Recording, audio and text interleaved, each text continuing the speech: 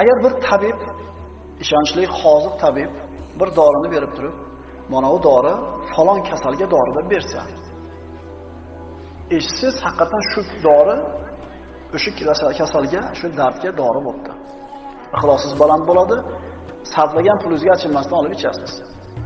Endi xuddi o'sha tabib boshqa dorini ko'rsatib turib, mana bu dori 3 ta kasalga dori bo'ladi, davo bo'ladi desa, haligi doriga bo'lgan ishonchingiz yana ham qattiq bo'ladi. Endi bu bitta inson aytayotgan, dori shunday foyda bo'ladi deb berayotgan, ana shu davosi, dorisiga shunchalik ishonchingiz bo'lib turgan bo'lsa, ehtimol u dori sizga foyda qilar qilmas. Odamning organizmi har xil. Bunga foyda qilgan narsa bunga zarar qilishi mumkin. Endi bitta foyda aytilinsa, bitta dori aytilinsa, 20 tadan ko'proq dardga dori bo'ladi desa va bu dorini Alloh taolo aytgan bo'lsa, bu qanaqa dori ekan? Ya'ni men Alloh taolo shunday bir kalimani o'rgatadi, mana shunday bir dorini, davoni beradi, 20 dan ortiq hayotingdagi musibatingga darmon bo'ladi, shifo bo'ladi desa. Nima dardlar ekan u? O'ylamaylik, bu pochka, oshqozon, u haligi yazva, trazva emas. Badan sog'ligi, jasad quvvati, musibatlardan omon bo'lishlik kimga yoqmaydi? Aql rohati, insonning ko'ngli keng bo'lishi, kasallik, kamchiliklardan omonda bo'lishlik kimga kerak emas? Qalb xotirjamligi, go'zal dunyo matosi, musibatlardan nari bo'lishi, baxtsiz hodisalardan omon bo'lishlik kimga yoqmaydi? 10 tasini sanadik. Mashaqqat va fitnalardan omon bo'lish, foydali yomg'ir, pokiza ekin, solih farzand kimga yoqmaydi? Halol moli dunyo, keng rizq, xatolarni o'chirilishi, hasanotlarni ziyoda bo'lishi, darajani ko'tarilishi va alal oqibat Allohning diydorini ko'rishlik kimga ham yoqmaydi? Mana shu aytilgan 20 tadan ortiq foyda bitta kalimada bor. Astagfirulloh va atubu ilayh. Bugungi darsimiz istig'for xususida. Darsni boshida aytdik, insonning boshiga qanday bir balo kelsa, bu qilgan gunohlari sababli bo'ladi. Nabiy sollallohu alayhi vasallam aytganlar, kullu bani adama xattoun va xoyrul xattoina tawwabun. Odam bolasi borki, xato qiladi. Gunoh qilmaydigan odamning o'zi yo'q.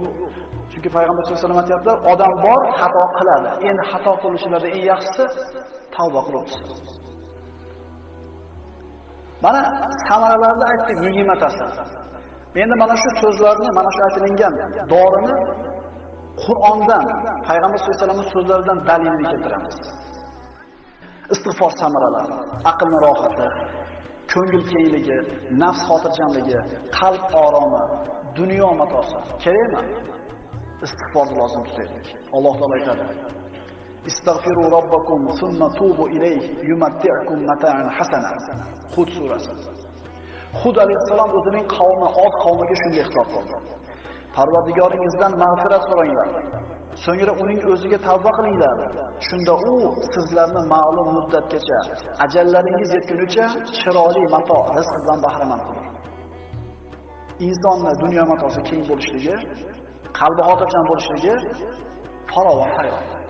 Od qavmi bo'ylar nihoyatda baland, jismonan baquvvat, boy, kuchli xalq bo'lgan. Keyingi oyatga qaraymiz. Jasad quvvati, musibatlar, kasallar, kamchiliklar, vahimalardan omon bo'lishni xohlaymizmi? Istig'for lozim tutaylik. Alloh aytadi: "Istagfiru robbakum summa tubu ilayhi yursilis samaa alaykum midrara va yazidukum quwwatan ila quwwatikum." Hud alayhissalom yana qavmiga nasihat qiladi. Ey qavmim, Parvardigoringizdan mag'firat so'rangiz. So'ng unga tavba tazarru qilingiz. Shunda u zot ustingizga osmondan yomg'ir quydirar va kuch-quvvatlaringizga yana kuch-quvvat qo'shar. Jinoyatkor, gunohkor bo'lgan holingizda yuz o'girib ketmangiz. O'zi quvvati yetarli ular. Lekin Allohga shirk keltirib, payg'ambarga osiy bo'layotgan odamlarga istig'for aytsanglar, gunohinglar ham kechiriladi, rizqinglar ham keng bo'ladi, yomg'ir ham serob bo'ladi ustinglarda. Bu istig'for orqasidan bo'ladi. Astagfirulloh va atubu ilayh. Juda oson, lekin qalbimiz g'ofil bo'lib qoladi bu kalimadan. Musibatlarni daf qilishni, baxtsiz hodisalardan omon bo'lishni, fitna, fasodlardan qutulishni xohlaymizmi? Istig'for lozim tutaylik o'zimizga. Alloh taolo Qur'onda: "Va ma kana Allohu liyu'azzibahum va anta fihim va ma kana Allohu mu'azzibahum va hum yastaghfirun." Payg'ambarimiz sollallohu alayhi vasallamga Makka mushriklar aytishardi: "Sen haq payg'ambar bo'lsang, ey Muhammad sollallohu alayhi vasallam, osmondan balo tushadi, itoat qilmasanglar deyapsan. Yog'dir o'sha baloni.